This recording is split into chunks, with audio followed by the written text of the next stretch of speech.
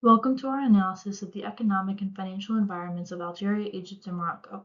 Please recall that the decolonization of these regions left them to restructure their economy from scratch. Each economic environment is being built and is in their growth stage. First, Morocco. Important industries and commodities to note are the production growth rate of 2.8%, which indicates that industries are expanding and producing more. The key relationship between Morocco and their importers are well diversified, representing positive connections. Sources of import: Spain, France, China, United States at 7%, Germany, Turkey, and Italy. More economic indicators include export commodities and exports. Overall, the top import and export partners indicate strong ties with Europe and Asia, which can help provide stability and access to various products in the future. Remember that Morocco was decolonized in the 1960s by a superpower in Europe. The fact that they still maintain this great connection shows that they want to continue that relationship and appreciate the structure Europe built within them. The general state of the economy includes GDP, income per capita, and inflation rates. The economy continues to grow even during a surge in inflation in 2023.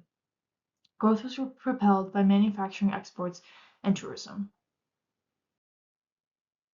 As you can see, the state of Morocco's economy is on a positive trajectory. The unemployment rate has increased over the past couple years, but is projected to decrease after 2025. This is due to the increase of manufacturing exports. Potential economic risks to Morocco include land degradation, water scarcity, and agricultural risks. Agriculture is such an integral part of Morocco's economy. Although Morocco has many commercial ports, its southern region is primarily financed by agriculture. Jobs and income can be lost if crops fail, and everything is dependent on the weather. The income distribution of Morocco indicates high levels of inequality. Lowest 10% of households account for 2.7% of income, whilst highest accounts for 33.2%. Family income comes out to about 39.5%. This further confirms the presence of income inequality in family income distribution. This information indicates a high level of income inequality, which can lead to potential social issues and challenges to economic accessibility. Morocco can address these concerns by improving access to healthcare, education, and employment opportunities. The exchange rate is $1 for 9.81 dirhams. Three large local banks provide personal, corporate, and investment banking. Morocco supports both local and international business operations, making it easier for U.S. firms to navigate the Moroccan market. Morocco is a great place for U.S. companies due to its increasing consumer spending power and positive environment. The U.S. may have to adjust prices to stay competitive, but ultimately there's only local competition. Morocco is a great place for U.S. companies to sell their products and services due to its economic growth and the increasing purchasing power of its citizens, with hopes to attract foreign trade and boost investments. Some American companies in Morocco include Bayer Pharmaceuticals, Coke, McDonald's, FedEx, and Hilton, which is a hospitality chain. The entrance of these big companies into the Moroccan market illustrate how far the economy has come since its decolonization in 1961. Exchange rate and risks of Morocco. The US dollar and dirham rate has dropped 2.14%, which indicates the decreasing value of the dollar compared to the dirham. A 2.5% fixed exchange rate provides stability. Moroccan goods may become more expensive internationally due to a strong dirham. Entering may be challenging due to competition and trade agreements. Understanding and adapting to cultural preferences and business practices is one of the most important things the United States can do. Furthermore, the impact of exchange rates. Fluctuations can affect the value to investments and transactions in foreign currencies. Tourism revenue can attract U.S. tourists. This ultimately leaves a positive impact for Morocco. Now to Algeria. It is important to know that a significant portion of Algeria's are oil and natural gases. High oil prices and increased hydrocarbon productions lead to fragile state of the economy. Key import partners listed here show the diversification of import relationships. More relationships created a safety net for the economy and shows how after the decolonization of Algeria, the region was able to create strong relationships with other countries. A growth rate of 4% in the 2024 first quarter shows industrial growth and the ability of Algeria to produce growth through exports, primarily natural gas and oils. The per capita income of $4,343 is similar to the national household income. This tells us that a household has an average of one person working and contributing to the market. If the market was to go south due to an overdependence on hydrocarbons or vulnerability to global price fluctuations, less people in the workforce means a slower economy. Lack of diversification in production also means a more volatile economy. Currently, the US dollar is equal to 132.9 DMAR. The private and public banks are well balanced, making it a little easier for American companies to compete in the public sectors, including direct investment. Income distribution in Nigeria indicates a moderate level of income equality. Public debt of 55.1% of GDP is lower than Morocco and represents a balanced ratio when considering the rest of revenue accounted for in GDP.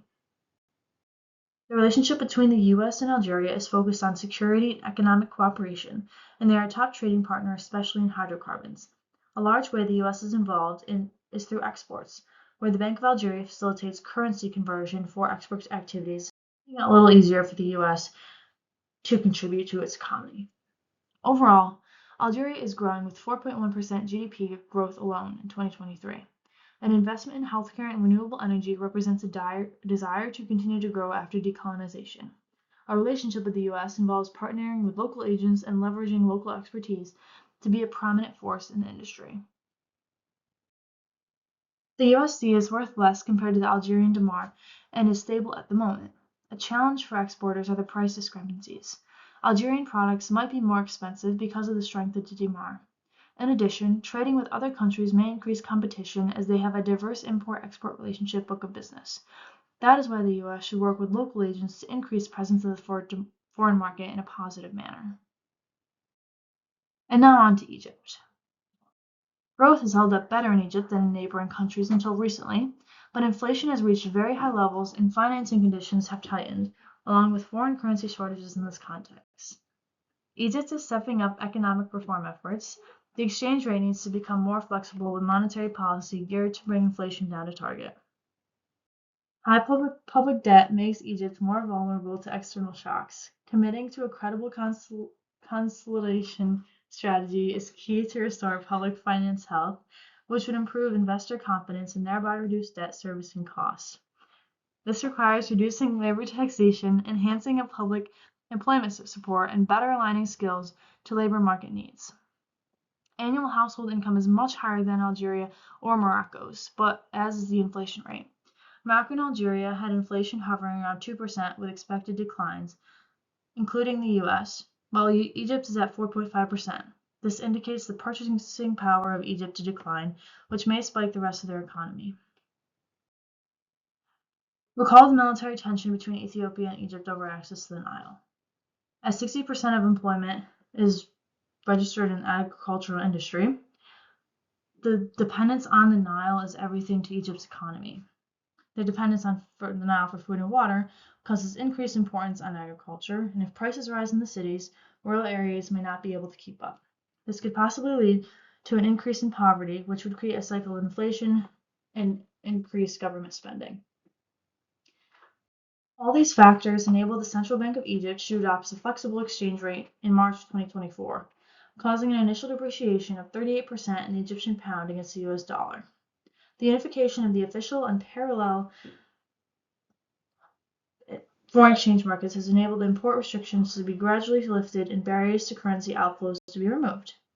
At the same time, faced with high underlying inflation at 33.7%, the ECB tightened its monetary policy, raising its key rate by 600 basis points to 27.25%. The inflation is still high in 2024, driven mainly by food prices. A decline is expected in 2025. Imports from the US have decreased by 30%, and the deficit between the US and Egypt shrank by 42%. This may allude to the idea that Egypt's trade infrastructure is slowly expanding and becoming much more efficient, causing them to not have to rely on the US as much as they did before. It is highly recommended that US companies enter the Egyptian market via a well-placed agent or distributor, particularly for selling to government agencies. Established agents and distributors offer in-depth knowledge of local laws and regulations, and they can offer key introductions in a society that is primarily relationship-based. As you can see, Now, $1 has increased in value and can buy more Euro or Egyptian pounds than it could 5 years ago. This also means that the purchasing power of the Egyptian pound has decreased extensively. Thank you for watching and continuing the story of Africa's comeback following the recent decolonization and what that means to their economy. Next up, marketing.